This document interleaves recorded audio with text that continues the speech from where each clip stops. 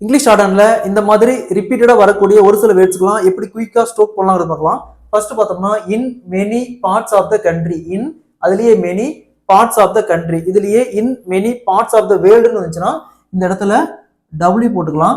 இல்லைன்னா in many parts of the ஸ்டேட்னு வந்துச்சுன்னா இந்த இடத்துல எஸ் போட்டுக்கலாம். ஓகே, ஸ்ட்ரோக்லயே நம்ம இன்னும் கொஞ்சம் டைம் சேவ் பண்ணணும்னு நினைச்சா இந்த இடத்துல in many parts of the கண்ட்ரிக்கு எம் ஸ்ட்ரோக் மட்டும் போட்டு கீழே கண்ட்ரி, இதுலயே ஸ்டேட்னு வந்துச்சுன்னா எஸ், வேர்ல்டுன்னு வந்துச்சுன்னா டபிள்யூ.